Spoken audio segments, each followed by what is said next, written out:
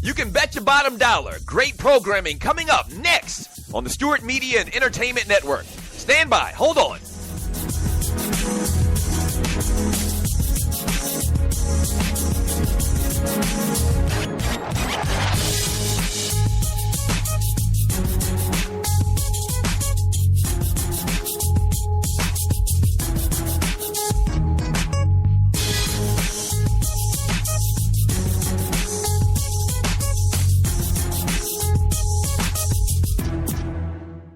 Talk at its finest, coming up next on the Stewart Media and Entertainment Network.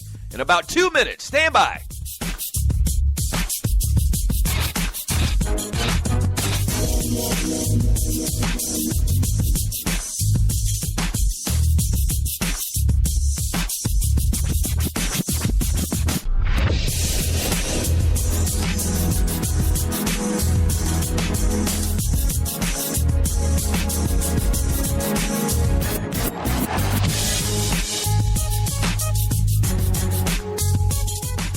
We know what guys are talking about. Stand by. A great show coming up next on the Stewart Media and Entertainment Network. In about 30 seconds. Stand by. Don't go away. Stop.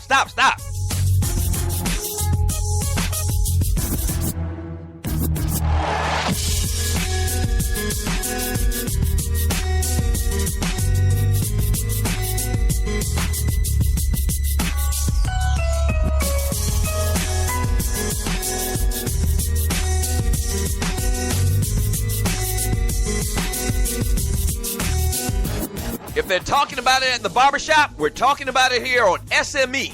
Great show coming up in about 30 seconds. Don't go away. Stand by.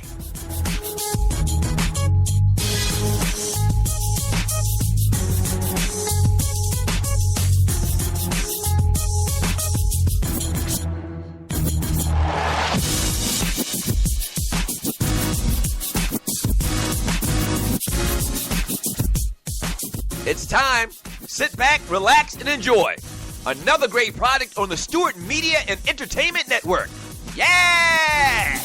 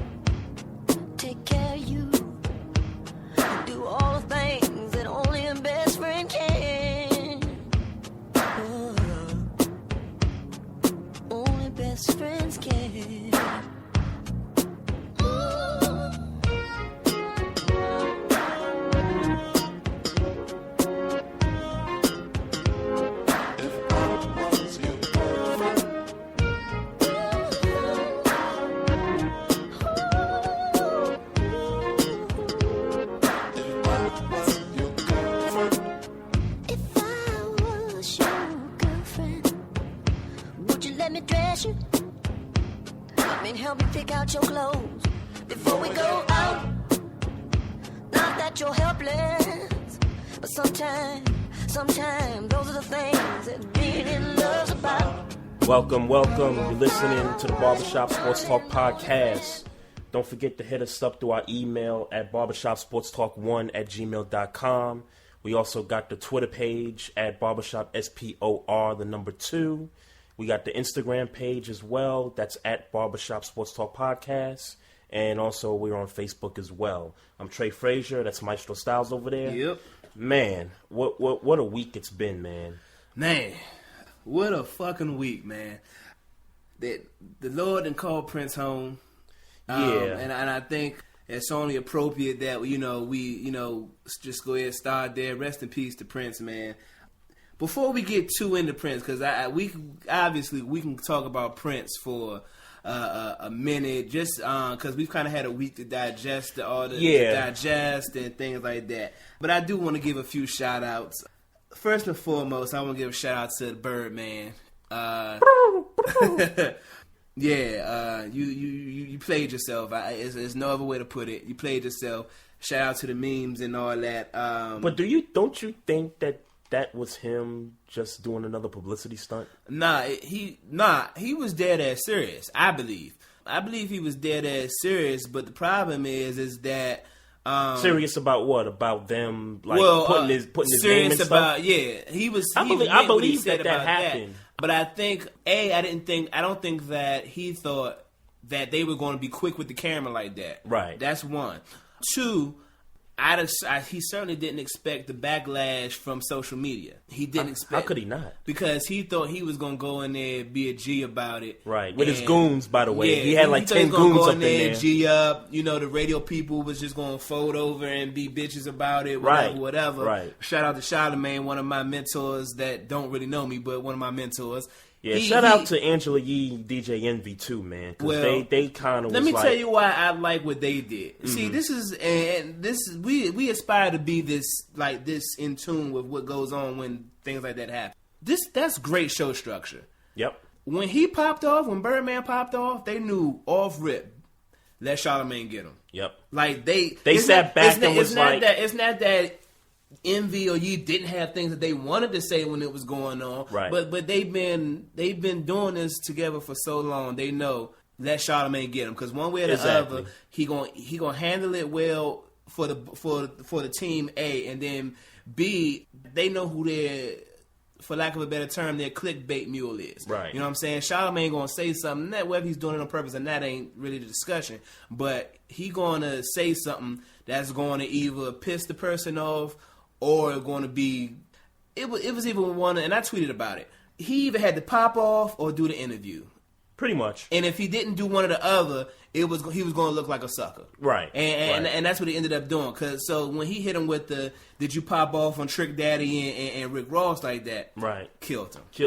It was nothing he could do. He had no choice. It was at that point. At that point, he either had to punch him in his face, right, or answer the question, right. And he did. Yeah, and shout out to Charlamagne because he called them out on that. And like you said, this show is so structured. And they've been doing this for so long. You're like, that's not the radio show to pop off with. That's nothing new to them. Unless you're going to really pop off. Right. Yeah. And I'm sure they got their goons behind, walls someplace. It wouldn't surprise me. Well, I don't know. No.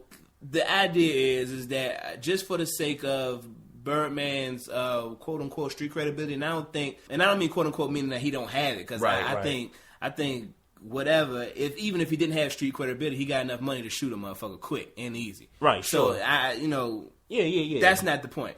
Irregardless of that, he had to not look bad in that situation. He had to hook off. Point blank. Period. Nah, no doubt about it. But he either had two choices, like you said. It was either you gonna punch Charlamagne in the face, or you gonna do the interview, or you gonna do the interview, or just roll out like you did. Well, no, I don't. That's the problem. When he walked out, I think that's what led people to. Yeah. You know what I'm saying? I don't agree with him walking out, but he had the choice to do so when he did. Yeah. I don't agree with it. I think to not look bad in this situation, he would have either had to hook off or he would have had to do the interview. The Jordan cry face was so much in circulation around that time. So shout out to that. But getting back to Prince, man, and it's funny because as our show was airing on the SME network, shout out to Doug Stewart and the fam and the chat room and everybody.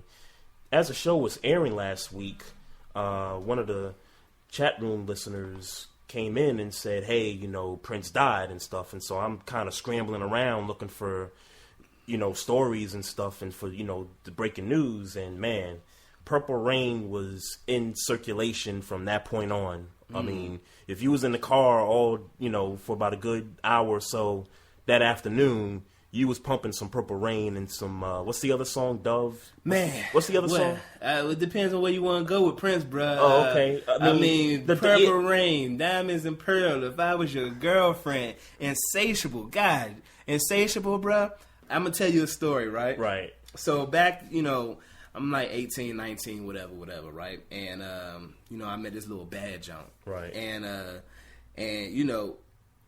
I'm into music or whatever. So whenever I, what I'm saying, I got, joint just, kind of like my age. So they listening to whatever was hitting. I don't really remember R&B wise what was hitting back then, but I always try to, what I'm saying, fuck a little young bitch head up, man. What I'm saying, with something. So I throws on Insatiable by Prince, right? And the song is kind of long, you know what I'm saying, but sure. Insatiable, like, yeah, hey, the OGs know what I'm talking about. If you talking about baby making music, right? Insatiable by Prince, no doubt. Like, you know what I'm saying. So we was, you know what I'm saying. We doing what we do, whatever, and I cut Insatiable on. You know what I'm saying. That's the draws get it. That's when you about to. Let me tell you, and I'm John Burr. That's the song to get the ladies I'm about to moist. embarrass myself, but it is what it is. So Insatiable comes on. And, that's right when, what I'm saying, I'm about to, put in work. And I promise you, I was done. And it is a long song, right? But I was in. You didn't finish the song. Let's just say I didn't finish. You the didn't song. finish the song. I was in recovery. I was in recovery mode before the song went off. You know what I'm saying? So, but wow. But it's a long song though. I don't know. It's a long song though, so don't judge me. You know what I'm saying? But shout out to Prince, man, because he's giving us. Shout out to Slim. Yeah, definitely. I mean, he's got Slim. a list of albums. I mean, going back to 1978, man. Purple Rain, Parade, like you said, Diamonds and Pearls, the Love Symbol album. Shout out to Shalimar, Vanity, Apollonia. He even put on so many other, so many other acts. He wrote some songs too. You know what I'm saying? He played 20 instruments. I mean, one of the most innovative musicians to ever walk the face of this earth, man. And I don't pretend to be a Prince fan all of a sudden because he's passed on and now his legacy is going to live forever. But just seeing people talk about him and, and oh, by the way, I had to rock the Ravens number 31 Jamal Lewis jersey that's not a good representation of Prince. Just to represent, Purple Rain and all that. Nah, that ain't a good representation. To represent Prince, I had to rock y'all should the really Ravens see this jersey. Nigga thinking like they're wearing a Jamal Lewis jersey ASAP. is repping Prince. No doubt. Jamal Lewis of all people. Shout out to Ravens Nation #. But yeah, man, again, one of the most innovative musicians around, man. Yeah, man. Nah, he definitely was that dude. I mean, when you think about the way he's always been, for instance, back in, I want to say it was like 95 when he officially switched to the cymbals so he could, make sure people wasn't taking masters from, taking his masters, from that point on. And like, he was always trying to make sure the art of music was preserved, and it was more about that than anything else. And I mean, and like I said, man, I'm certainly not old enough to, be there when Prince was really hitting as far as when he was really making baby music, and it was new and it was fresh, and you know what I'm saying? Let's just say a lot of these motherfuckers was, me and you was we were created off might have been some created of his music. on some Prince, you know what I'm saying? Yeah, no doubt about that. At least they was practicing for us. So no doubt about that. Yeah, we're gonna dedicate this episode to Prince today as we record here. The best way we can. Yeah, the best way we can, man. So we ain't gonna pretend like we respect Prince for what he do, and me being in music a little more than Trey, I definitely take notice and follow his career, as a student of music. But we gonna pay homage to him the best way we can in this episode. We know it's a lot of OGs that listen to the show. So a couple more people we got to send rest in peace praises to, man. Dwayne the Pearl Washington died at the age of 52 last week. And, you know, me being a New York guy, I've watched some of his game in college. Obviously was a great college player at Syracuse. Not a very great NBA player. Mm-hmm. Only played in the NBA for a few years, and then he played in the CBA right. For about 2 or 3 years after that. But some of the guys that grew up in New York City, i.e. you got the Kenny Smiths of the world that talk about how Pearl Washington basically helped him with his game of basketball, and you know some of the other cats that grew up. Say he was known for the crossover. The crossover, yep. And you know some of the other guys in the league, you know the old heads that grew up in the city, paid a lot of homage to this man, and so you know rest in peace to him. Shouts out to his family, much prayers, much love. Former wrestler Chyna, passed away at the age of 46, I believe she was. I'm not a big wrestling fan. Neither am I. You know, I mean, I know who she is just because if she was hell,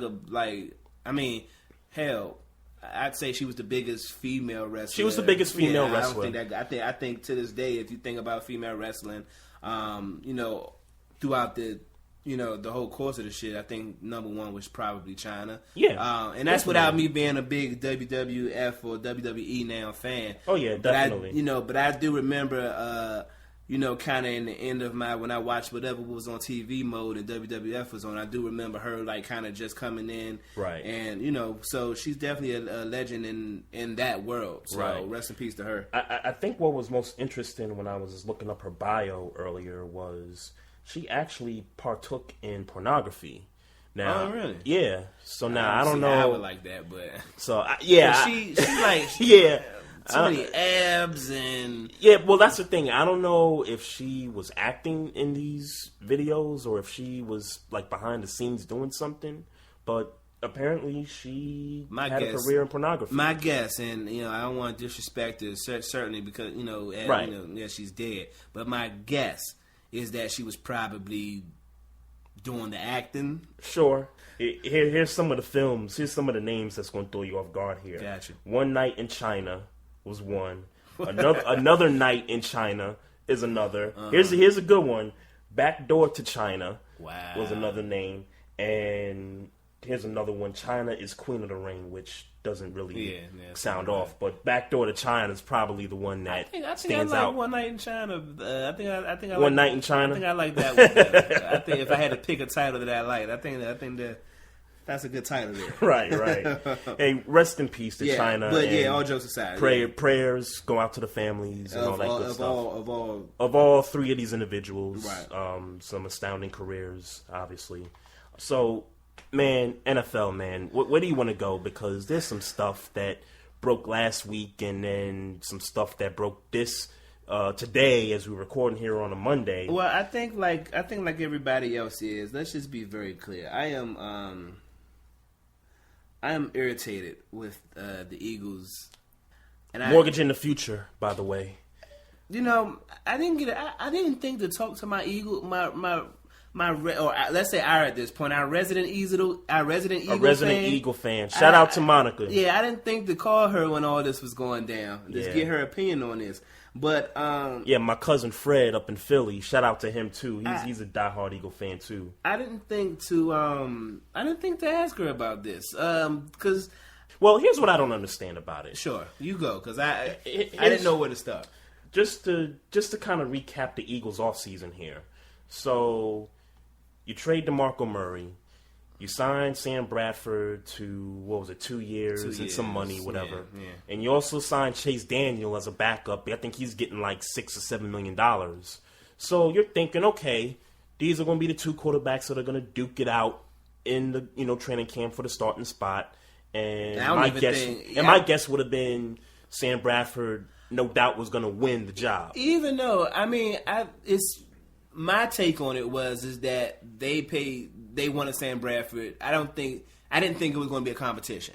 Okay. I mean, that was my personal opinion. And that's why I said more times than not, Bradford was going to be the guy pulling the trigger. I didn't think in their mind, inside the Eagle office, I don't think that they thought it was going to be a competition. Right. I think that they were kind of set on he already been playing. Let's kind of keep it like that. Even though a lot of people kind of think Chase Daniel should be starting or could be starting in some of these lower tier teams. So a lot of people think that Chase Daniel should be playing, should be starting. Well, I mean, they paying him, $6 million? Not necessarily for the Eagles, but for somebody. A lot of people, and I haven't watched a lot of Chase Daniel film, obviously. No. There's not a lot to look for, but... He was with the Redskins he was a there, year, right? He was at the Saints, he was in Chiefs. Kansas City. Yeah. So, I mean, he's been places where you could probably catch him in some preseason games or something. Right. I've never seen him actually... I think maybe one time he came in a game where that team, whatever it was, if it was Kansas City, they was blowing the other team out, and he came in, and that was game management stuff. So we haven't really got an opportunity to get no film on him. But people are saying that he's good enough to be getting a shot. So, no doubt. So you sign these two guys to not big money, but you make it known that hey, these are the two guys you're gonna roll with. You signed 2 second-string quarterbacks, right? I mean, like money-wise, Right. So here we are. We're, a week away from the draft. And we talked about the Rams trading up to get the number 1 pick for the Titans, which to me made sense. Yeah, and that's cool. But it was very clear. They've made very clear that they're going for Jared Goff. Right. They've made that clear. Right. The Eagles, with this move, they traded how many picks? 4 or 5 draft picks? 5. They've traded 5 draft picks to the Cleveland Browns for the first round draft. Number 2. I'm sorry. For the second pick in the first round. 2017 4th rounder. Now, if that ain't mortgage in the future, I don't know what is. But what this move also tells us is that they going after a quarterback, whether it's Goff or Wentz. Well, it's Wentz. Let's just keep. Now, Wentz is the Cal guy, right? Or is Goff the Cal guy? I think Goff is the Cal guy. Goff is the Cal guy? Don't quote me on that. Okay. But I was thinking the Rams will go with the guy that played his college ball in California. Maybe. Just, the whole L.A. connection and all that. Please correct. I might be wrong. Right. But I know emphatically that all signs point that the Rams are going to draft Goff number 1. Right. The Eagles are going to draft Carson Wentz number 2. Whether it's flip flopped or not, we both know that. Obviously we don't know. Obviously something could happen and they'll feel like okay. But 2 quarterbacks is getting picked. Number 1, number 2. That seems to be the which case. Kind of opens it up for pick number 3 through pick number 6 at this point. The reason I'm going to pick number 6 is the Ravens pick number 6, and Jalen Ramsey will still be on the board. What's the kid? Shaq Lawson was Shaq still Lawson. on the board. Yeah. Ezekiel Elliott. But Shaq Lawson and then the Joey Bosa. Joey Bosa, that's the other guy I was thinking about. So look, for the Eagles, though. Yeah, please. I don't like the move because of the so-called commitment to Sam Bradford. Which, by the way, he's requesting a trade and he's threatening to not go to any off-season training camps and all that stuff. Right. I don't blame the guy. No. You know what I mean? But if I was him in the situation right now, look, you've had a career where you've been injury-prone. And you've made $78 million in the Rams. And then considering it, I feel like he's made almost $100 million and hasn't played maybe 4 full seasons. 3 or 4. I don't even think he's played. I think his rookie year he played a full season. After that, it was just he's missed a game here, a game there, half the season here, 15 games there. Right. If I'm Sam Bradford though, I kind of gotta suck it up. If the Eagles don't trade me, I kind of gotta suck it up and be like, look, you're getting paid $7-8 million. They're gonna draft this kid, whoever. Go to training camp. Win the job, and just prove to the Eagles that, hey, you the guy. Now, if you the guy, and let's say you win 10 or 11 games for the Eagles this coming season, you take them to a playoffs and maybe win a game or 2, then you start to get the Eagles to start thinking about, okay, he's trade bait now at this point. Because you're not gonna pick a quarterback at number 2 and not play the guy. Well, here's what I kind of thought about. I'm listening to you and I'm kind of processing the information. Mm-hmm. Let's kind of read the tea leaves here. They didn't sign Carson Palmer to starting quarterback money. Mm-hmm. Normally, when you feel like you got a number one or franchise quarterback, whatever the case, because he's still moderately young, right? You would give him more loans. I mean, you don't give. I don't give a damn if he's your franchise quarterback or not. Based on production, you don't pay Sam Bradford $18 million. Right. No, you don't do that. Mm-hmm. But at the same time, should you have signed him for maybe 12? If that was your guy and you felt like if you said to Sam Bradford, "Hey, you're my quarterback, you're my number one," right? This was the time to get a deal done. You might have want to gave him $12 million just to, like, you my number one guy. But the fact that he's probably getting that, and if somebody got the numbers in the chat room, I'll be there watching. Mm-hmm. If he making less than $10 million at this point for a deal he just signed, right? He should have saw this coming. Maybe. You don't sign in my opinion, you don't sign a number one quarter. If Jeff Lurie, Peterson, whoever, they sat in the office and said, "Sam, going on for however many years, you're let's say for this 2 years, right? You're my number one guy, but you got to prove yourself, even if that's what they said. Sure. But right now, you're my number one guy. Right. You're going to be my number one. Or let me say it better. You're going to be my number one guy going into the season. There's nobody that we could bring in short of the greats that can come in and take your job." Mm-hmm. If you say that to him, and obviously we're speculating because we don't know what was said, but if you say that to him, then sign him and then give him less than $10 million, it's like, what number one quarterback re-signs a contract for less than $10 million? Well, less than $12 million, really. Yeah, no, I mean, I get that. I get where you're coming from in terms of the money that he signed for. At the same time, when you make a trade of this magnitude, you don't expect that. I mean, you kind of expect that. Hey, if I get signed to $8 million, I know that if I go down or if I'm not playing right, then the next guy behind me is going to get the job. Well, that's clear. But you're not going to expect a team to forfeit. Well, not forfeit, but you're not going to expect the team to fork over 5 draft picks. I mean, and particularly 3 picks. Or let's say 2 picks. 2 picks this.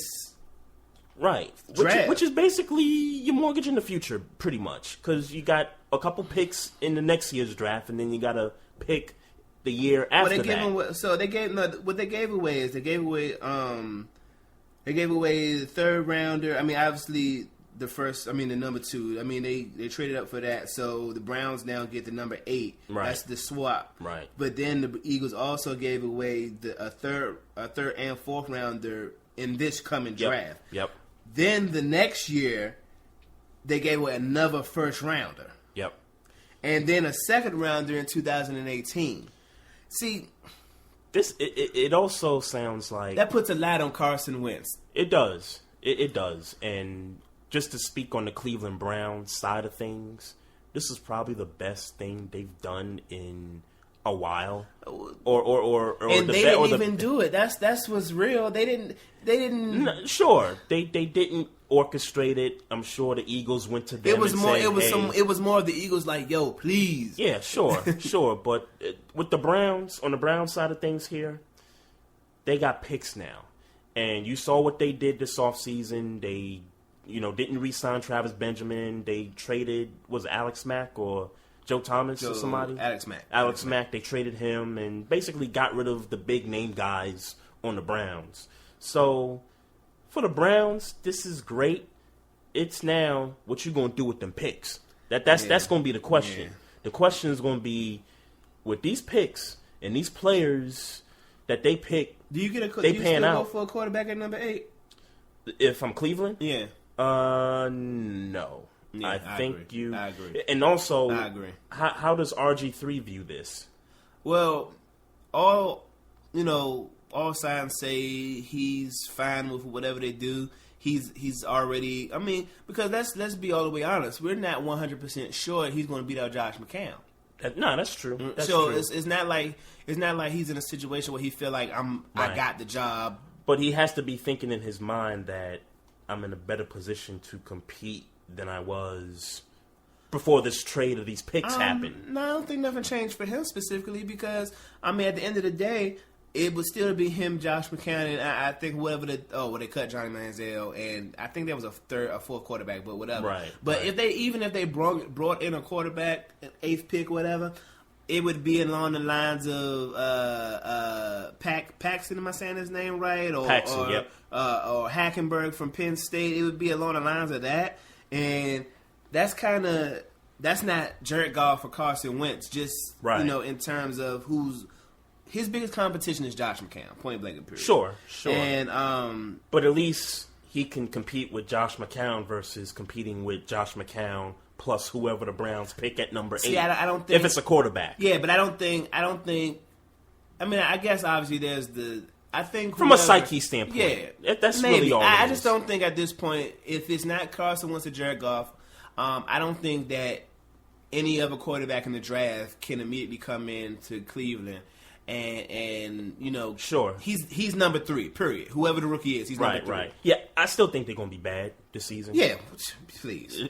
They're gonna go through some stuff. Please, so, even if this is the right move, they're gonna be bad this year. I think definitely. Everybody knows. You can't expect. I think this draft this deal that was made further stresses to Cleveland fans that management understands they're going to be bad. Right. You know what I'm saying? Sure. Because one way or the other, they got 2 first-round picks in 2017. 2 first-round picks in 2017 and at least 2 in 2018 already. So we know what's going on. It's too early to tell who won this trade. Obviously, I don't think it is, bro. You don't. Think, look, if the Eagles get their quarterback and he's their next franchise guy for the next 11 years, the same way Donovan McNabb was. Yeah. If that happens, then you'd have to say the Eagles won the trade. Right. Now, if this quarterback is garbage, 3-4 years in, and the Cleveland Brown picks the players that they pick pan out. Because they did pass on Ben Roethlisberger. Then the Browns win this trade. The Browns did pass on Ben Roethlisberger. We have yet to see. Thank you, Cleveland Browns. We have yet to. The Browns passed on a lot of people, man. Yeah, well, but I know there was a story on NFL.com I heard about last that week about them passing on Ben Roethlisberger. I heard about that. So. Yeah, and apparently Roethlisberger was hoping to get picked by the Cleveland Browns. Because he's from there. Yeah, he's played his college Miami, ball. Ohio, but he's like from Ohio. Well, I don't know exactly where, but he's from Ohio. Right. So there's that. Deflategate. It's back, people. And I hate the fact that it's back. But they ruled Tom Brady's 4-game suspension is going to be effective the start of this season coming up. This was by the U.S. District Judge, Richard M. Berman. So basically, what it sounds to me like is what they're saying here is that they're saying Roger Goodell exercised his right according to the collective bargaining agreement to rule the 4-game suspension. And for me, this is more about Goodell, getting what he wanted here. Mm-hmm. Now, when I first heard the story earlier today, the first thing I thought was, well, is that it? Like, is he going to serve the 4-game suspension, or can Brady be in a position to appeal again? Because if he is able to appeal again, then this thing's going to carry on. And that, but it's funny because I don't know how much we covered this when it was going on, but it went from me saying the Steelers Patriot was going to be a win for Pittsburgh off the rip to now we might lose, but. When it was being covered, we talked about the idea that they could bring this back up later on in the season, and we thought that maybe it would happen later on in the season. Yep. But obviously it didn't.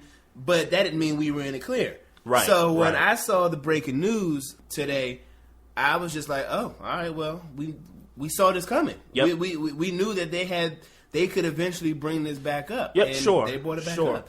Why wouldn't they bring it back up? Oh, no doubt about it. My mistake earlier, the Second Circuit Court ruled 2-1 in favor of the NFL. Yeah. So they could, keep the suspension active. Right. So if you're Tom Brady and Bill Belichick and Robert Kraft and those guys, do you sit down at a round table and just say, hey, look, this thing's gotten too much attention right now. I think Brady, just take your lumps, serve the 4-game suspension and let's just move on? Or should Brady just be like, you know what, I'm innocent. You can't prove nothing that I had anything to do with deflating the balls. I'm going to appeal. For him to have thought his way this far, I mean, I don't. Why quit now? I guess is what I'm getting at. Why quit now? I mean, you make it interesting. Right, well, yeah, I mean, if you lose, that's something different. Right. But I don't see Tom Brady just saying, all right, we gone. All right, I'm gonna serve my 4 now. Right. If that's the case, why you need to just serve the 4 at first and then let it just be over at this point. Right, no, sure. You know what I'm saying? So, sure, I understand. Yeah, I so understand. he's definitely going to fight and make them have to suspend him. Right.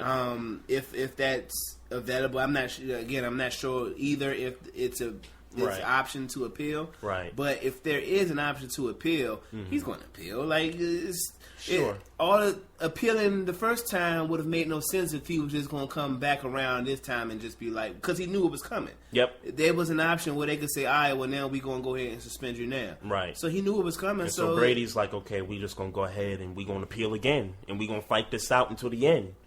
You know? I mean... At some point, somebody... Well, I ain't going to say somebody. At some point, either they going to have to be like, nah... I mean, I guess it's the court's decision too. Right. But somebody got this. I do agree that this has to come to a head. Like, it's got to come to a halt. You playing games at this point. Yeah. If you can't get them, then you can't get them. Right. And if you can get them, well, damn it, get them. Yeah. And let's just let it just be the end of it. Yeah. Because I don't want to keep talking about the Deflategate. Because in my personal opinion, is it cheating? Yes, it's cheating. But do I think that's the difference between his Super Bowl run and him winning the Super Bowl and him not winning the Super Bowl? No. Absolutely no, not. It's not. Absolutely it's not. Somebody brought up on the radio today the Adrian Peterson thing, kind of putting the tie between that case and this thing here. I don't know how it works, chat room, if you can help me out here, but apparently if Adrian Peterson somehow wins his case with the NFL, then that would be good for people in Brady's camp to, get the suspension lift up. So I don't know what the ramifications and all the tie-ins between these two cases are involved, but apparently the Adrian Peterson thing sort of kind of hangs in the balance in determining how this whole Tom Brady situation results. Right. So, we'll see what happens there. The second final thing that I take out of all this is when it's time to renegotiate this collective bargaining agreement, the players' union is going to have to come a little bit stronger than they did the last time they negotiated, because you're now in a situation where you've given Commissioner Goodell all this power that he's able to inflict on the players of the league. And right now, it seems to be biting some players in the back, particularly Tom Brady with this Deflategate stuff. So I would suggest to the players' union, next time y'all negotiate this stuff, y'all need to fight a little bit harder, even if it means the fans got to suffer a little bit without some football. I mean, I hate saying that because I'm a big fan of the NFL and I love me some football. Yeah. But for the players and for their families and stuff, if the whole thing about giving power to a commissioner is that big of a deal, then the players and the players unions, they got to fight harder for it the next time they negotiate. Yeah. Oh man, so the Redskins get Josh Norman because the Panthers decided to rescind the franchise tag on last Wednesday, I believe it was. Didn't take him to get to DC. They didn't let him get about the building without signing the contract. 5 years, $75 million, $50 million guaranteed. He's now a Redskin. Interesting. Two things. Looking at this Redskin schedule, I know I think they got the Cowboys the first few weeks. They got the Cowboys, the Giants, and then I can't remember the other team. But he's going to be facing 3 elite wide receivers the first 3 weeks. Antonio Brown. The Steelers, that's right. That's the opening. Yeah, opening Antonio Brown. Then it's Odell Beckham, and then Dez Bryant. Right. So that's interesting to me. The second thing on the Panthers side is I'm wondering, why now? Like, why take the tag off of him now? And what's the tag on cornerbacks? 12 million? 13 million? About somewhere between 12 and 13. But well, it just kind of says to me that they probably weren't going to pay him all along.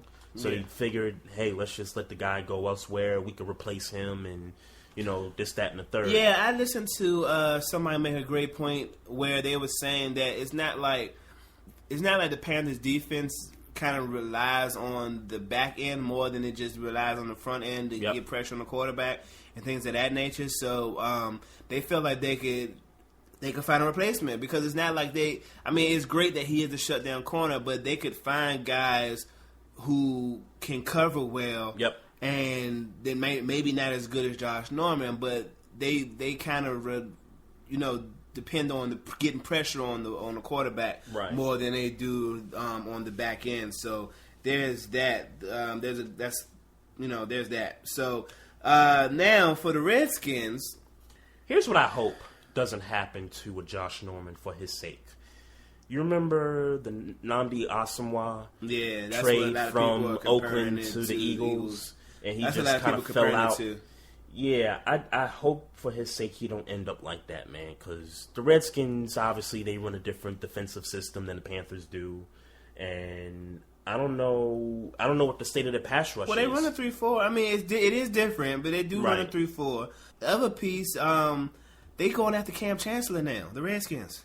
Are they really? Yeah, I read in a trade? I don't know exactly, because he's under contract. I thought I read it in an article that they are going after Cam Chancellor. Wow, this is the type of moves the Redskins like to make, man.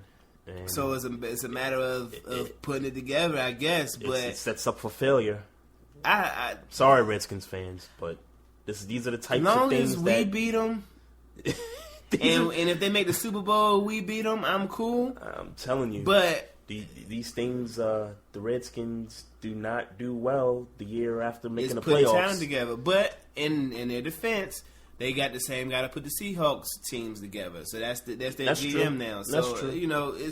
It's not that they can't pull it off. It's just a matter of. I'll be the first to admit that the Redskins team wise look a lot different last year than they did when Bruce Allen was their GM. Right.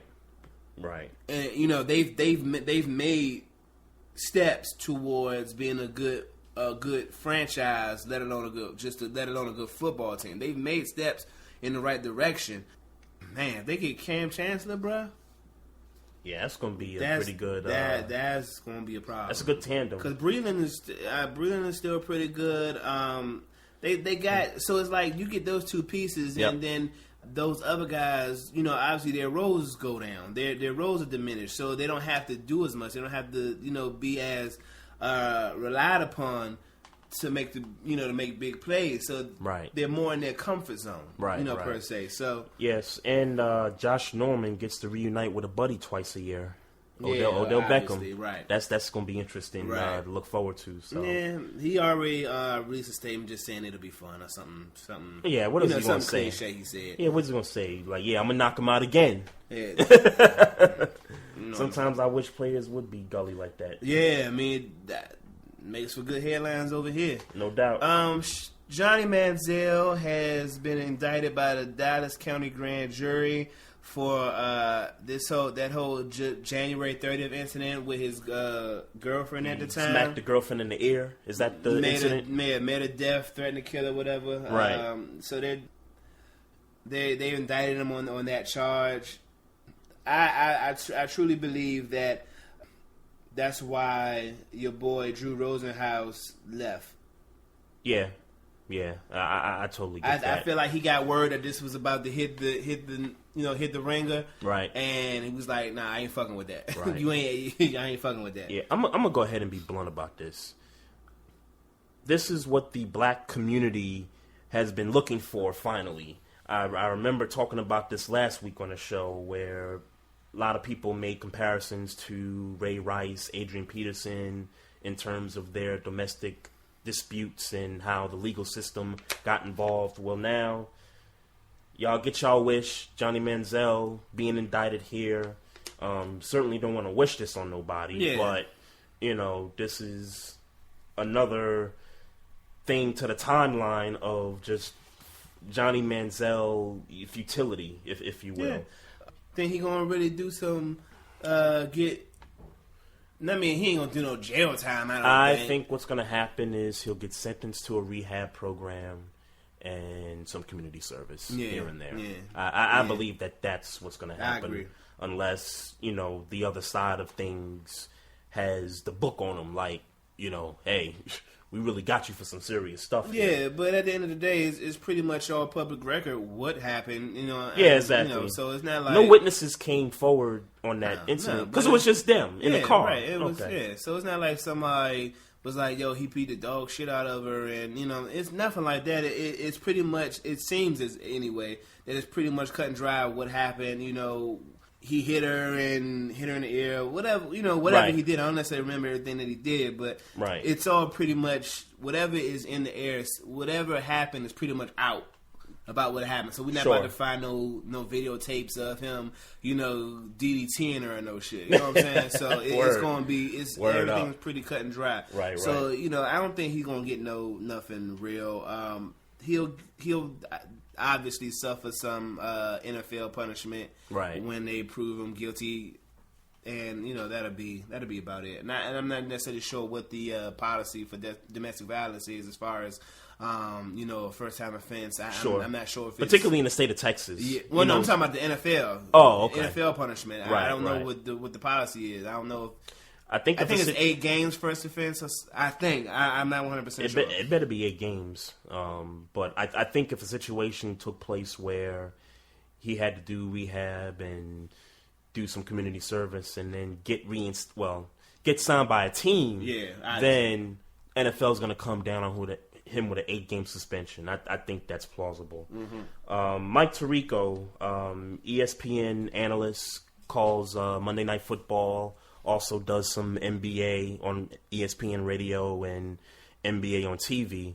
He is leaving ESPN this summer to hop over to NBC. Mm-hmm. Now, what this tells me is Al Michaels has 2 years left on his contract to do the Sunday Night Football package. Okay, right. So what it sounds to me is he's going to take over for Al Michaels after those 2 years is up. And you kind of know that, Mike Tirico, to me anyway, he's like the ultimate kind of, there's, obviously when you commentate, there's the guy that kind of calls the plays or whatever, and then you kind of got the guy that gives his opinion and the more color analysis. analyst. Right, there you go. That's what I was looking for. Yep. He's kind of like the ideal guy for all, and sure. As well as Al Michaels is, but Mike sure. Tirico, I guess he's a little younger. I'm not. Al Michaels been in the game. Definitely. Al Michaels been in the game forever. Right. Like he's almost up there with Pat Summerall. Exactly. So, exactly. Rest in peace, Pat Summerall. But it so it's kind of like a natural progression. Sure. What also I forgot about was we talked about this a few episodes ago, that the new Thursday Night Football package, NBC has 5 of those Thursday night games. I think what also happened was they wanted Al Michaels to do the Thursday and the Sunday, and Al Michaels is like, "Yo, I don't want to do Thursday." Right. OG, right. You know what I mean? I can't move around that much. Maybe twice in a week. So it looks like Tirico's going to do the Thursday night games for NBC, and then Al Michaels continues to do the Sunday for the next 2 years, and then Al Michaels will do all of its stuff. But also, he'll probably do Olympics, because I know NBC has the Olympics package. Mm-hmm. They got the golf package and stuff. I know he does some studio hosting. He used to do that for ESPN and stuff. So, congrats on him, because he'll be able to call the Super Bowl. That bag every 3 years. That bag. That money bag gonna be right. Oh yeah. Oh, they backed the truck up for him, I'm sure. Yeah. But. Man, Monday Night Football is probably going to suck if you like Mike Tirico, because I don't know who they're going to replace him with, and even on the basketball front, like who's going to do the basketball on that he was taking over for. So we'll see. They'll figure it out. Yeah, they'll definitely figure it out. Or something, they'll figure it out. Right. So yes, I got some baseball. Yeah, I got some baseball notes here. Jake Arrieta for the Chicago Cubs. He threw a no-hitter last week. He only walked 4 batters, struck out 6. and he finished with an ERA of .87. I mean that's not bad, man. Yeah. This is his second no hitter in like 11 starts, dating back to last season. So congrats to him. I mean, he's 4-0 right now. His ERA is 0.87. Already got 26 strikeouts on the year so far. Shout out to the dude. You heard about this last Wednesday at an Orioles game. This dude, he's down. He's sitting in the lower section down to the field, right? And somebody pops one. He thinking it's a foul ball, right? He goes down to reach down to scoop it up, but the ball was still in play. He scooped the joint up, whatever. Right. So apparently, I didn't know this. Apparently, the rule now is that if you do that, you get kicked out the game. Oh, out the stadium. Out the stadium, right? Oh, wow. Yeah. So he scoops it up, and everybody looking at him, obviously looking at him crazy, right? Like, dude, it was still in play. Like, oh wow! Yeah. So he was sitting probably either first base or beyond, or third base. Yeah, I think it was third base. Okay. But his girl was with him too. So. Oh wow! Shorty, wow! She had to put the brown paper bag over. She put her hood. Hey dog, we do not know what she looked like. It was not a game. Wow! She put her hood over her head and tightened that joint up. Wow! And walked out because she gonna be a social media object. Cuz got no sex that night. Oh wow! And that's real. Wow! Hey, shout out to the Jordan crying face. Yeah, shout out to Cuz who ain't getting no box that night. Man. Wow! I hope he Wow! ASAP. Your boy Albert Pujols, last week he tied Reggie Jackson for 13th on the all-time home run list. So he's at 563 home runs right now, with a chance actually to pass Rafael Palmeiro, Harmon Killebrew, and Mark McGwire to get all the way to the 9th spot. He has a chance to do this season. Mm-hmm. He hasn't had a great start this year. He's only hit 3 home runs. Yeah, he even kind of getting up there. He's 36 years old. Yeah, he's getting up there, man. He's definitely getting up there. I don't know how much shape he's in. Yeah. I know he hit 40 home runs last season. Right, if he continues that, maybe if his production goes down to like maybe 32, he could still, eclipse that list a little bit. So congrats to him. He's been doing it for a minute. Hey, you remember Lil Bam Bam? Lil Bam Bam. It was a YouTube video like maybe... Bam Bam. I want to say it was like maybe 5 to 8 years ago. Lil Bam Bam was a little kid boxer, and it was a YouTube video. And he really just started this whole teaching little kids how to box shit. Right. And you know what I'm saying, his father, he was on Ellen DeGeneres. He was on like doing boxing combinations and shit. Like his hand speed was crazy. Like he was. So I saw on Facebook the other day, the Bama's he 12, 13 now. Right. Still you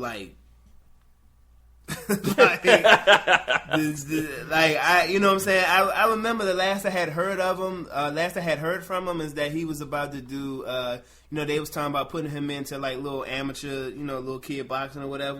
And I don't know how that shaped up or shaped out or whatever, but he's still doing it. And there's a video online, he blindfolded and doing the combinations with his father. I guess it's with his father. I guess he's still doing it with his father. I don't know. Doing the joint with his father, blindfold, dodging, ducking, like getting it in. So shout out to Lil Bam Bam.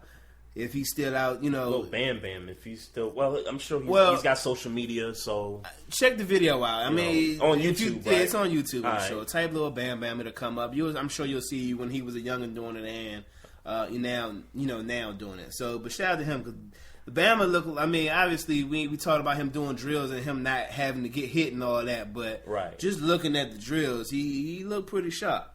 Oh, that's what's up. Yeah. That's what's up, yeah. Kurt Schilling got fired by ESPN last week. Yeah, got it. Yeah. And obviously, this isn't the first time that he's going through like some controversy here. So he's been making a lot of social media postings about, I guess, different groups of nationalities or different groups of religion, communities or whatever. Oh, the LGBT community. Yeah, the Muslim community. I think he had a comment about that. Man, I got to tell you, And you know, I know there's people out there that don't like ESPN, but here's what I say. ESPN is an equal opportunity employer. And they have certain guidelines and certain things that when they hire you, you ain't supposed to do. You got to follow instructions. And I'm going to keep it a buck with you, bro. This comment in my mind, when I read it, I'm thinking he didn't call somebody a faggot or, you know what I'm saying? I didn't thought he didn't win in. The comment that he put on Facebook, a man is a man no matter what they call themselves. I don't care what they are, who they sleep with. Men's room was designed for the penis. Right. Women's not so much. Now you need laws telling us differently. Okay, so he was responding to the whole North Carolina thing, I guess. Yeah. So, all right. Insensitive, maybe. I mean, definitely politically charged. If that's what ESPN is looking at. Definitely not something that you say as a employee of ESPN. Right. Right. I mean, point blank. Period. I tweeted come on, Kurt. Like, you know better than that, bro. Like the other. Let me see if I can find. I can't remember the thing he said about the Muslims. I can't remember specifically what he said. But they suspended him from calling games after that comment. I don't have the exact quote, but I know it was. I'm reading here. Joe Rogers of Sporting News noted that the analyst compared Muslim extremists to Nazis on Twitter in 2015. Yeah. So most of his apologized and got suspended by ESPN. Like, it's another one here. I don't really want to read it. You know what I'm saying? But my come on, Kurt. Yeah, you can't. I mean, most of his stuff is. It's not even like he's saying nothing super crazy. Well, that not Muslim comparing Nazis to comparing Muslims to Nazis is a little crazy, but. It's not like he's saying nothing that's like way. Let me say this: the comments that he just said about the North Carolina incident ain't like way just out of bounds a little bit. But it's a line stepper, but it ain't like. But all his posts generally are geared toward groups of communities, groups of nationalities, and I think ESPN is just they just not trying to play that game. Trying to stay with They can't deal with habitual line steppers, and you know, I mean, we know. I mean, they how they jumped on Stephen A. with the whole you know, with the woman thing. The woman rape thing. Like you can't. You can't blur lines like you can't come to the threshold of the line like that. Yeah, and sure. Expect ESPN to put, you know, and not expecting to fire back. Though. Yeah, ESPN's gonna deal with your ass. So you know what I'm saying. So come on, Kurt. You kind of put this on yourself. So Maestro, do you know who they replaced him with? No, I don't. Shout out to Jessica Mendoza. She is fine. About to Google it. Yes, she is fine. I know people have been kind of giving her, you know, too much stuff because, she's a woman, what's she doing calling games? Like, y'all shut up. You know, in this day and age, women in sports and in, you know, sports broadcasting and commentating is a great thing. You know, so... I ain't mad at it. So, yeah. You can be mad at it. Yeah, you know what I mean? So, you know, shout out to her. You know. Shout out to Jessica Mendoza. I'm looking at your Googles and you looking right. You know who we never shouted out? Who's that? UConn's assistant coach, Jasmine Lister. Okay, now was she the one with the picture I saw with the butt? Oh, she was wearing like gray. Yes, Lord. I know we a little late. I know we a little late, but it just dawned on me that we never shouted out Jasmine Lister. Let me tell you what's dope about Jasmine Lister. She got a twin. Does she really? Oh my God! I didn't know Lord that. Jesus! I didn't know that. Hold on, I'm about to show you a picture. She must have some strong genes in the family, man. This motherflipper is bad than a motherfucker. Wow! I'm about to... Wow! Oh wow! Okay. Yeah. Okay. ASAP. Okay. ASAP. Okay. Yeah. Slim got some Doublemint twins. Yo. ASAP. And just in case you forgot what the ass looked yes, like. that's the picture. Yes, Lord. That's the picture that I saw on Facebook. Shouts out to Jasmine Lister, UConn's assistant coach, because you are like that. Like, right. ASAP. So does she coach defense, offense, or you don't know? I don't know. It's all I read was assistant coach. Oh, okay. I didn't pay to look for her. I followed her on Instagram, and that was it. Hey, she on a winning program too. Yeah. So you know. Gino know how to bring them in. That's all I can say. Hey. She used to play for UConn, I think. Did she? Okay. So she probably got some crossover games. She didn't have a. I don't think she had a big role. I mean, I ain't never heard of her, so I don't think she had a big role. But yeah, she was there. Okay, she was there. ASAP. All right. Yeah, let's get into some NBA basketball here. Let's get into some NBA basketball. All right. So a few things here. Byron Scott got let go by the Lakers. I don't think anybody's surprised about that. Yeah, it was nothing you could do. Yeah. I mean, I like Byron Scott. I do think he was put in a situation where he had no means of really getting no help. I mean, yeah, but the front office situation. You got the Kobe retirement tour that kind of distracted some things. That it got more to do about Jim Buss, not necessarily. I'm sorry, not Jim. The son. That is Jim Buss. Oh, that's Jim. Okay, yep. okay. So the father is the father's Dr. Buss. He passed away. Right. So it's him. But we know it got more to do with what's going on in the office as opposed to the coaching. Oh yeah, definitely. But somebody had to be the scapegoat. Yep. And they got matter. They got to hit on the coach. You lose 65 games. Right. You gonna be the scapegoat. Yeah, unfortunately, they got to hit on the coach. Whoever they pick next, man. I don't know who else is out there that they can look forward to. I don't think it's about them hitting on the coach. I think as long as they got Jim Buss running basketball operations, it ain't going.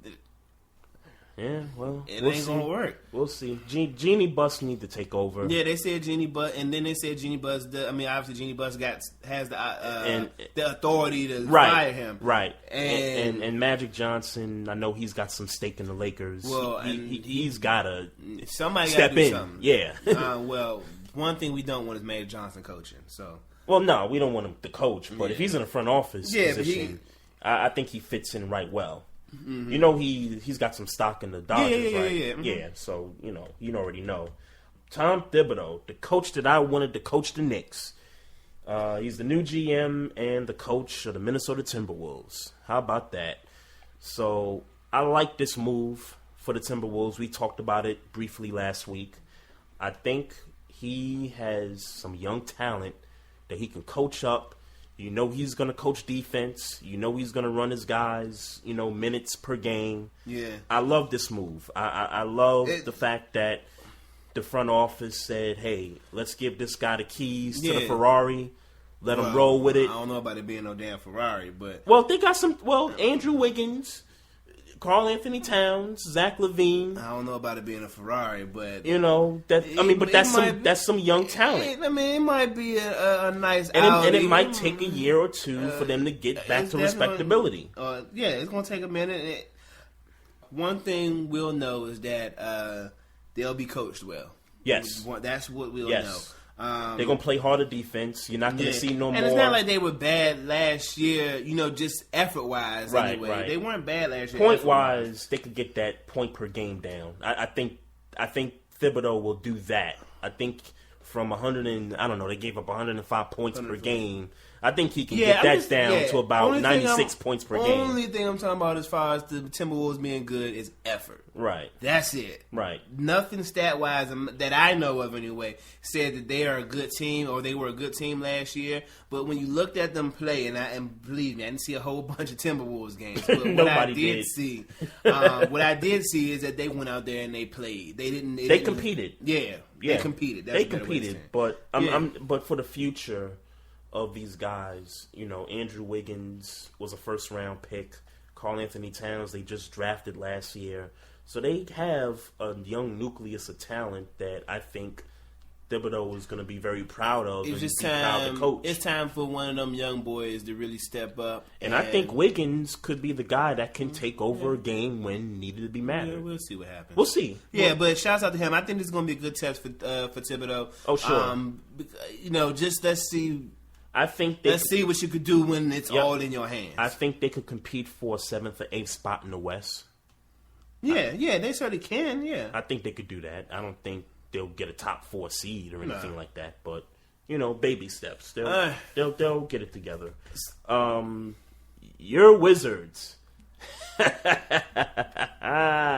You got your wish. I got my wish, man. You got your wish. I got my wish, man. Scotty Brooks coaching the Wizards next season and beyond. Yeah, I'm happy. Somebody that John Wall can respect because of what he's done. Bradley Beal as well, if he's there next year. There has been rumors going around that Bradley Beal could be traded to Chicago for Jimmy Butler. Oh wow! Just rumors, nothing. Wow. No, okay. Yeah, just that's news to that me. I heard. Yeah, just something I heard. Okay. So there's rumors of that. I don't know how how reliable the source is or whatever. Right. It's just something I heard. Right. But like I said, something that Wall could that be a moving block to get Durant? Yeah. I think if Durant goes I think if Jimmy Butler goes with John Wall and Scotty Brooks, I think Kevin Durant got a lot to think about. Yeah. Well, really, and we talked about this months ago. Yeah. I said, Kevin Durant, if you a free agent, come East. Yeah. Because if the only person you got to face is LeBron to get to the finals, I'll take my chances. Because you got to deal with the Spurs, Warriors, the Clippers. You got to deal with all those team stats. Yeah.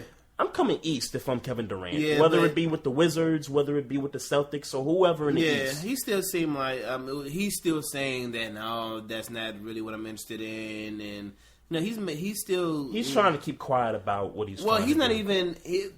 He said, it's as recent as 2 weeks ago to what I recall, right? That he just doesn't want to come to DC, right?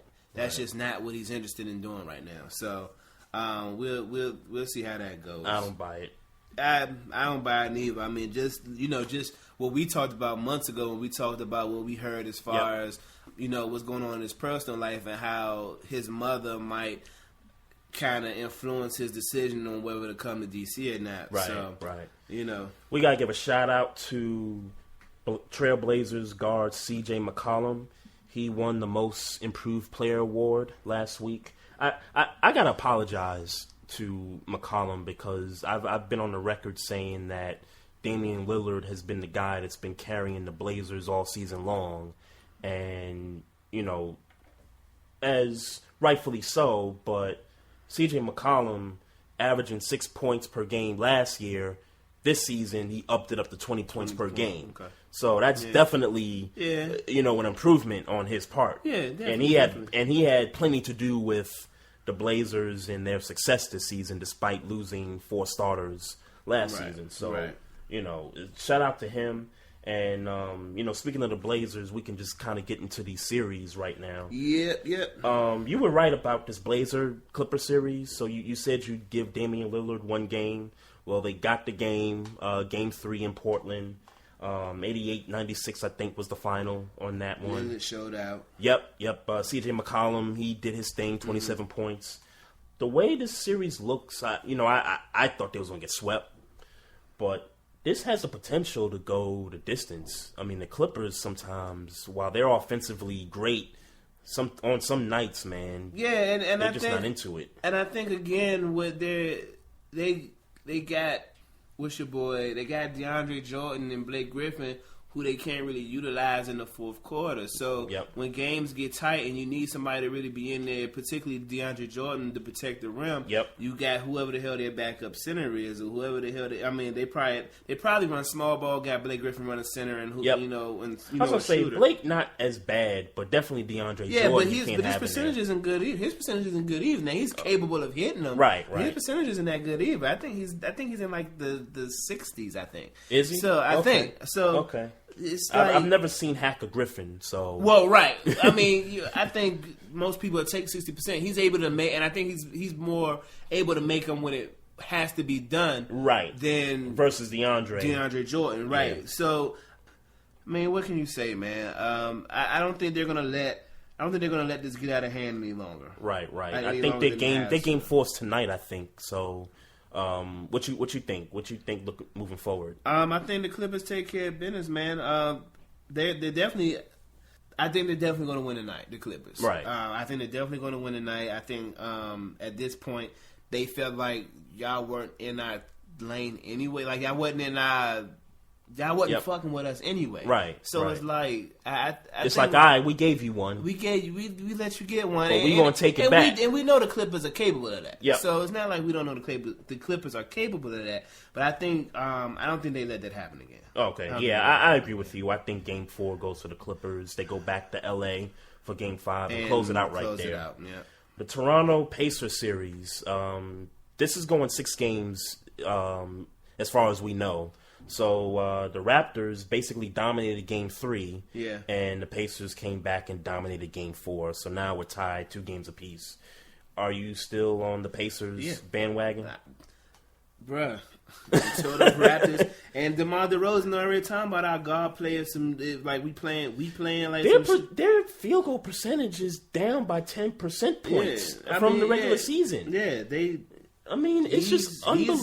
He's admitting that they're playing like shit right now in the playoffs, and it's not to say that they couldn't turn it around. Right, sure, obviously. They're the number 2 seed. Even if they didn't turn around in this series, some would say that they got enough in their front court to pull this off against this Pacer team who isn't, Pacers of old per se. But they got the best player in the series. Yeah. Paul George. Yeah, and even though he took a night off in game 2, I think. I think game 2 or game 3, he took a night off. Game 3, yeah. It might have been game 3. But I'm surprised that and it's not just on average, but each of these games, their field goal percentage is 30%. You can't have that. And you're trying to win a series. This is a feisty bunch of guys in the Pacers. And Miles Turner's come up big for him in some spots. Monte Ellis came up big. Look, I'm still sticking with him. Yeah, I hear you, but Cincinnati Bengals. If they beat them out this series, I can't call them the Bengals no more. But right. I don't see them getting out of this series, man. Yeah, I'm gonna give the Raptors Game 5 and Game 6. I think at some point you gotta shoot 40% from the field at some point. Both your starters. Yeah. The Hawks and the Celtics. Okay, this is my series here, and obviously this series, as it stands now, is tied 2-2. So this is going to go 6 games as far as we know. Last night's game went into overtime, and we talked about Jeff Teague a couple episodes ago. Again, Hawks are down by, I think they're down by 5. Jeff Teague shoots 2 big 3-pointers to take the lead, 2-point lead. Mm-hmm. Isaiah Thomas drives to the rack for a quick 2, and the Hawks get the ball, 15 seconds left, and Teague's got the ball, and he's dribbling. Clock winds down to 2 seconds, and he just, I don't know if he had Butterfinger hands or whatever, but basically didn't get the shot off. And I'm like, dude, you gotta make a decision. You gotta shoot the ball. You got to shoot that, man, or at least get it to Millsap, who was beasting in the game last night. I think he had like 47 points, 10 or 15 boards or something like that. Millsap had 45 points. 45 points? How many boards he had? 13. Yeah, come on. If you're not going to do nothing, give it to Millsap and let him do something. It was clearly his night. So, obviously they go to overtime. Marcus Smart, who I told y'all that was going like he kind of the dude that you might need to look out for in this series. Mm-hmm. And it looked like he started this game, I guess with Avery Bradley, the stuff, Avery Bradley's out. That white boy Olnick is out. So he was getting some bulk of the minutes there. Yeah, so he scored 20.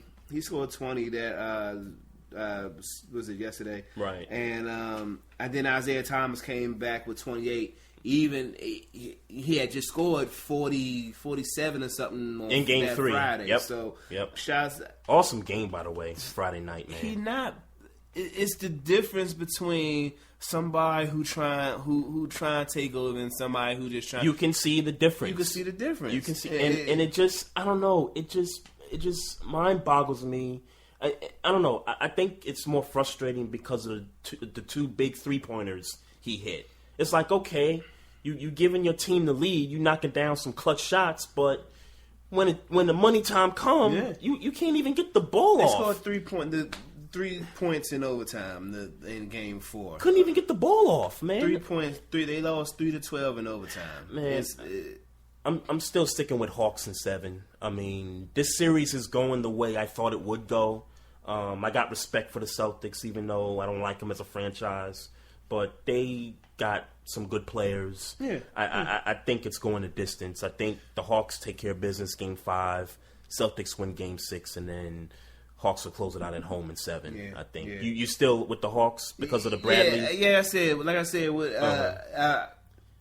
I mean, even with the 2 performances in Boston, you don't think? Nah, man. I still think Atlanta's gonna pull it off, but good series for the Celtics, man. I mean, it's their first time in the playoffs in a few years, and you know, with the whole Brad Stevens switch, and you know, he's a great coach, man. He's a good coach, man. I don't want to call him great, but he's a good coach for certain. Oh yeah, definitely, man. And shout out to Danny Ainge because he actually decided, hey, let me just go get somebody out of college. Yeah, just go get somebody. Do something different. Well, go get somebody who seems like they got a grip on their team. Yep. You know what I'm saying? And no doubt. You know, it ain't about Brad Stevens. We ain't talking about him in the press or, you know, he ain't no big name per se. He's just going out and winning games. Exactly. And that's kind of what they needed. That's what they needed to win games. Yep. That's what they do. The Spurs and the Grizzlies, man, you were so right on this one. I tried to give Memphis 2 games, but but you could tell they give effort. It's just they don't have the guy to close out. That man, they don't have nobody to run with. Yeah, they don't got nobody to run with, man. So that series is done. The Spurs sweep the series 4-0. Well, I'm just looking forward to this Spurs Thunder series. It looks like it's going to be an epic one. Yeah, and you know the Mavs, they got that one game, and it's like, man. You know what I'm saying? Yeah. You're not.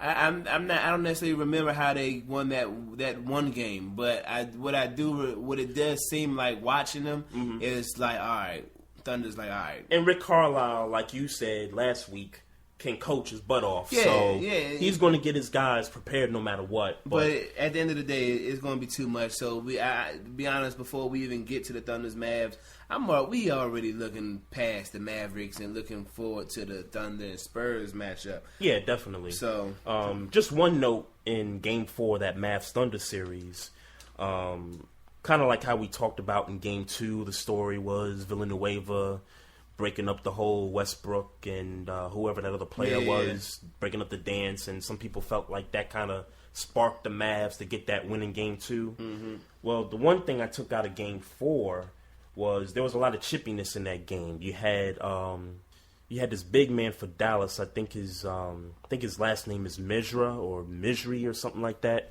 He played some big minutes in Game 4, but he actually almost got into a spat with Anthony Morrow on the bench. Mm-hmm. Looks like the ball went out of bounds. Anthony Morrow caught the ball. Mesri was trying to get the ball from him, and Anthony Morrow was like, nah, you can't have it. And Russell Westbrook, who was on the bench at the time, got up and said some words to him, and then, the benches, both coaching staffs kind of came over, tried to diffuse the situation, make sure no star players left the bench. That's a suspension if you leave the bench and all that stuff. Yeah. So that was one moment that I thought that maybe the Mavs could pull off Game 4, because after that point, the Mavs were kind of hanging in there with them throughout the second and third quarter, and then fourth quarter, it was just a wrap after that.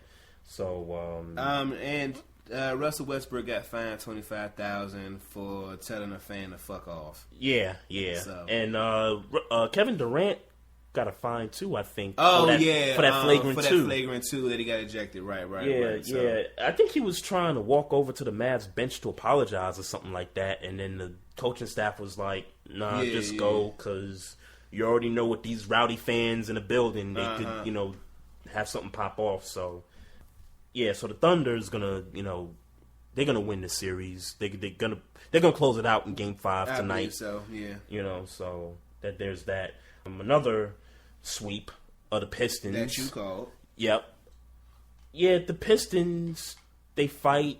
They're gritty, but they're young. That's it. There you go, man. They're too young. Nobody on the bench. But I give the Pistons credit for this. They didn't get blown out in either one of these 4 games. Nah. They hung in there to the very end. It's just that Reggie Jackson, who's the only guy that's got some playoff experience, made a couple mistakes here and there and, cost his team at the end. And it was really nobody else besides Reggie Jackson. That did.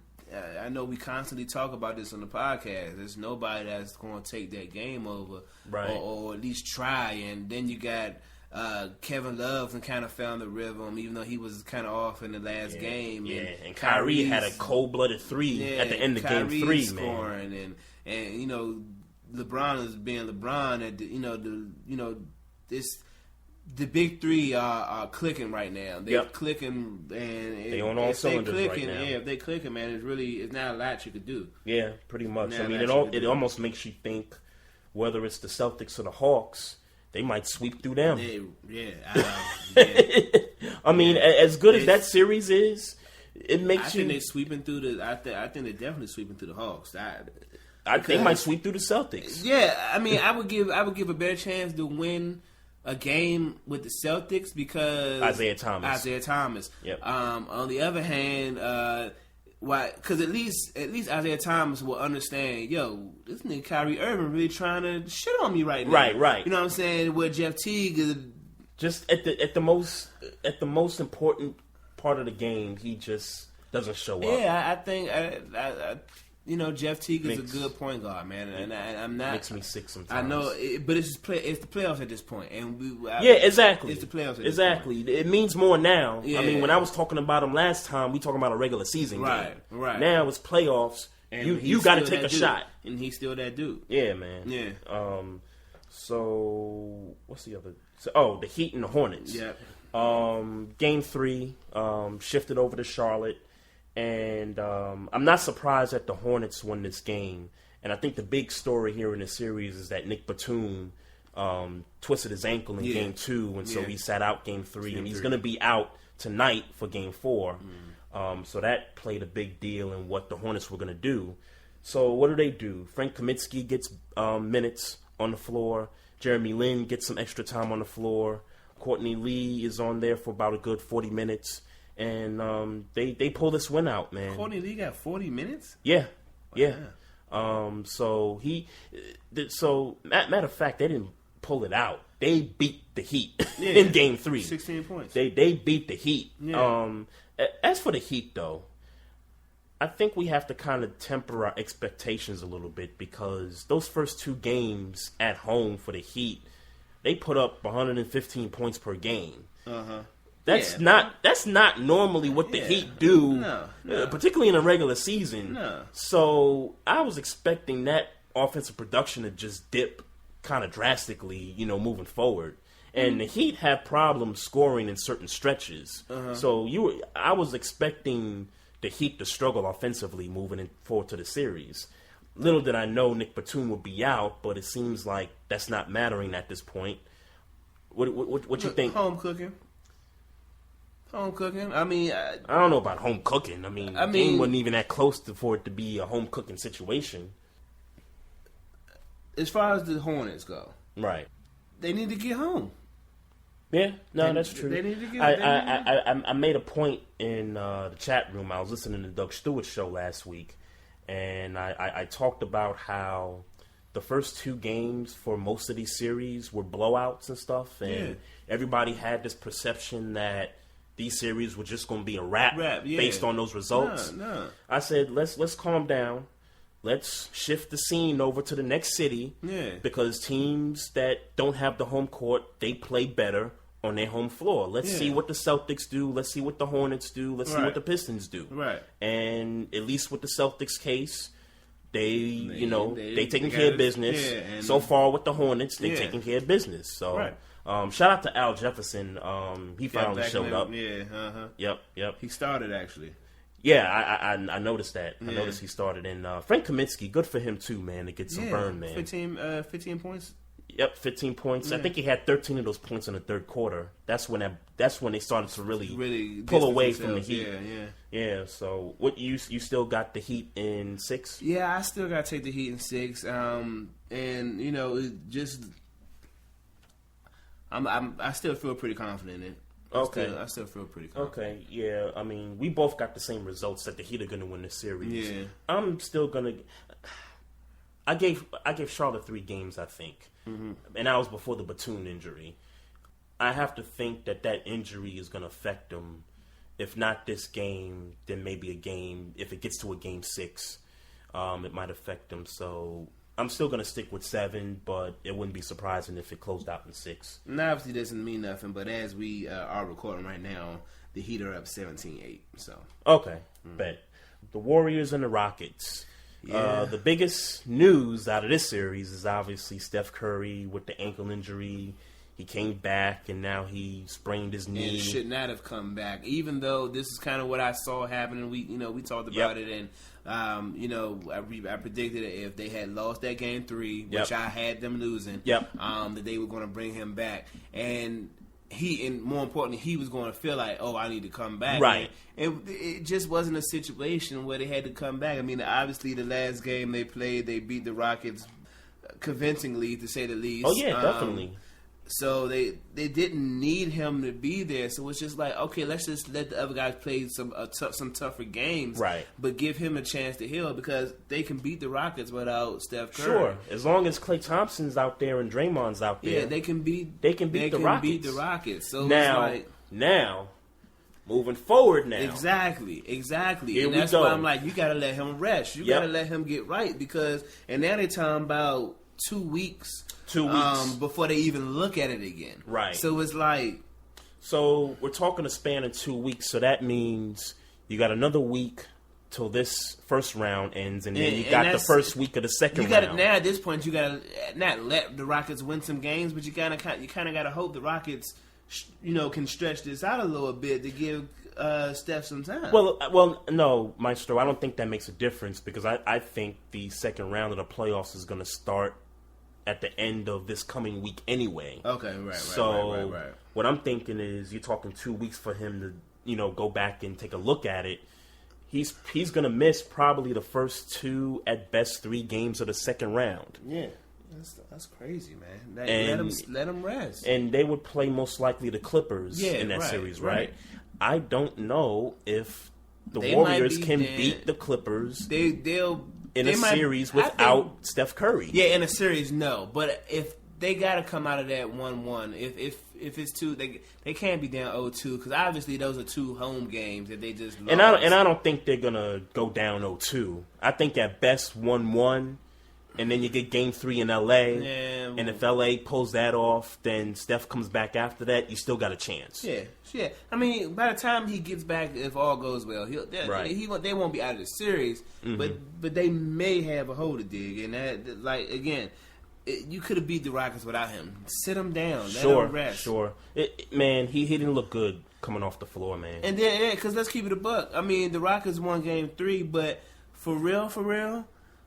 That was an offensive foul. The Harden shot. Yeah, I heard about that. But like I said, James Harden was going to will one game. He was going to will. He was going to will his way, and that's exactly what he did. But he got a superstar call that superstars get. Yep. So I mean, that reminds me. During that game-winning shot, did you see all the memes come out on social media about how Dwight was just like had this stoic look on his face, like, I wish that was me out there. Yeah. I mean, I think it's much ado about nothing. Because obviously we don't know what the fuck he was thinking. Hey, right? Well, no. But if it was me and I'm on the sideline and my teammate just hit a potential game-winning shot, there's 10 seconds left on the clock. And you're playing the Warriors. Right. So a game against the Warriors ain't over till it's 0-0. Right. You know what I'm saying? So you really can't express that much excitement knowing the opponent you're playing. So I think it's much to do about nothing. So, all right, folks, that's it for the show. Don't forget to check us out on our Facebook page. We also got the Instagram page popping at Barbershop Sports Talk Podcast.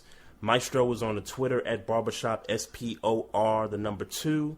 And if you got any comments or any questions you want to ask us, just hit us up through the email at barbershopsportstalk1.com. He's Maestro Styles. I'm Trey Fraser. We hope you guys enjoyed our tribute, our dedication to the late, great Prince throughout this episode. You guys have a great week, and we'll talk at you next week.